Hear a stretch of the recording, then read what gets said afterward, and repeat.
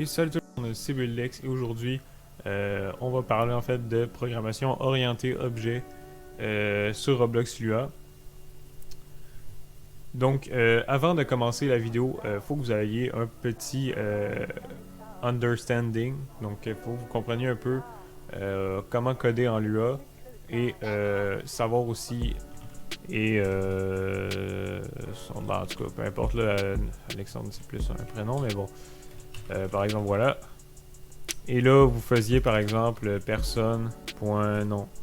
Mais le problème avec ça, on pouvait rajouter des fonctions aussi, c'est quand même pas si mal, mais le problème avec ça, c'est que à chaque fois en fait que vous voulez créer un objet, euh, vous devez en fait tout remettre les attributs, les définir et tout. Donc c'est beaucoup plus, mettons, un dictionnaire que un truc, une classe avec des objets, ben je veux dire une classe avec des méthodes et des attributs. Donc je vais montrer une méthode vraiment qui se rapproche beaucoup plus des autres langages de programmation. Donc on va se créer un module script parce que ça va être dans un module. Donc on va se faire par exemple une personne. Donc là on définit un array à peu près en tout cas. On définit notre genre de dictionnaire de modules. Et là, on va utiliser les metatables. Donc, je vais pas trop entrer dans la théorie parce que c'est pas important de comprendre vraiment les metatables. C'est juste de savoir que ça existe puis de, tu sais, parce que moi, j'utilise vraiment juste pour faire de l'objet sur Roblox. Donc, je vois pas vraiment pourquoi je vous passerai du temps à vous l'expliquer en profondeur. Mais en gros, on va les utiliser. Donc là, ce qu'on va faire, on va juste, en fait, une metatable, c'est comme un genre de regroupement de fonctions un peu, si on pourrait dire. Puis il y a juste un attribut qu'on va, une méthode qu'on va renseigner là, une méta-méthode que ça s'appelle, c'est le index ici. Puis ça en fait c'est déclenché quand que l'UA il essaie de trouver un index dans une table, mais que en fait la valeur elle est nulle dans le fond. Donc on peut juste dans ce cas-là redirectionner l'UA sur une nouvelle table qui a toutes les fonctions dedans dans le fond. Donc on va juste le renseigner.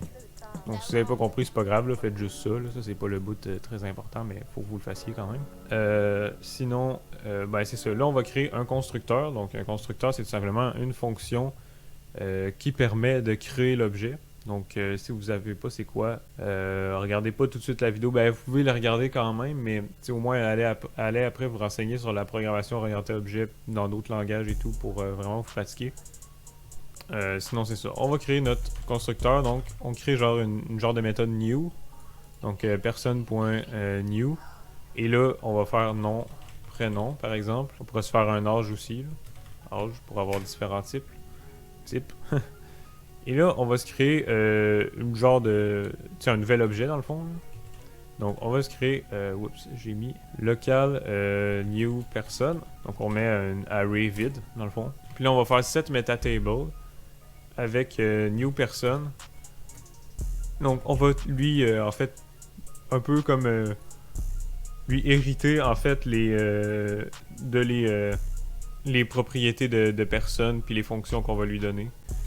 Donc, new person, puis là, on va juste renseigner tous ces attributs, là, point nom est égal à nom, new person, point prénom est égal à prénom, new person, point âge est égal à âge. Puis là, c'est sûr qu'on pourrait valider des attributs comme par exemple if âge, if type of, tu sais, peu importe là. Je ferai pas toutes les validations, mais tu sais, genre vérifier le type si c'est un int et ces trucs-là. Là. Donc ça, normalement, vous savez déjà comment faire, c'est pas très compliqué, mais je veux juste me contenter d'assigner les attributs. Puis à la fin, il faut retourner notre nouvel objet, parce que pour pouvoir l'utiliser dans le fond. Et donc, ce qu'on va faire dans le fond, c'est on peut tout de suite en fait commencer à le déclarer, en fait, l'instancier. Dans un script. Donc c'est vraiment pas tant compliqué pour vrai. Là. Il y a juste ça, puis on a un constructeur et tout. Donc en C# on aurait vraiment plus de lignes. Donc ça c'est quand même cool. Donc par exemple là, si on veut définir, ben, importer notre module. Local personne est égal à require script. Ben là, on va l'appeler personne. Là. Point personne. Là, ça le renseigne. Puis là, local, par exemple, je sais pas moi, on va faire président, tu sais. Votre président, vous autres, c'est Emmanuel Macron, mais on va faire personne.new. Là, on a mis nom, prénom, âge. Donc, nom, Macron. Emmanuel. Bon, peut-être que je dis le nom comme de la merde, mais c'est pas ça le. Bon, je sais pas il est quel âge, là, on va mettre 40 ans, là, on s'en branle un peu, là. C'est juste un exemple. Donc là, on a en fait tous nos trucs, mais là, on peut pas faire grand chose, tu sais, à part faire par exemple print président.prénom par exemple. On pourrait le tester, là, on va faire un run. Là. Puis là, ça nous met son âge dans l'output, comme vous pouvez voir ici. Donc, tu sais, déjà là, c'est mieux, là, je veux dire. Tout ce qu'on a fait, c'est qu'on a déclaré et instancié, en fait, un nouvel objet. Puis, on a montré son nom, dans le fond, son prénom. Donc, en vrai, contrairement à ce qu'on pourrait croire, tu sais, la programmation orientée objet en Lua, ça va quand même très bien. Puis, c'est quand même propre. De ce côté-là, c'est semi-propre, mais ici, ben, tu sais, c'est pas long, mais tu sais, genre, le index comme ça, on voit que c'est un peu genre un raccourci, là. Mais ici, tu sais, ça donne de quoi vraiment de propre, donc c'est vraiment cool. Donc maintenant, sûrement que vous allez me dire comment, en fait, qu'on crée des méthodes. Donc des méthodes, c'est vraiment, mais vraiment pas compliqué. Par exemple, qu'est-ce qu'on pourrait faire comme méthode? Par exemple, méthode pour vieillir la personne. Tu sais, genre, ça va ajouter 10 à son âge, par exemple. Okay? Ce qu'on va faire, c'est personne. Donc, on va faire notre objet, puis on va faire deux petits points. Puis là, on va mettre, par exemple, vieillir. Puis là, on pourrait lui mettre un paramètre de année, comme ça.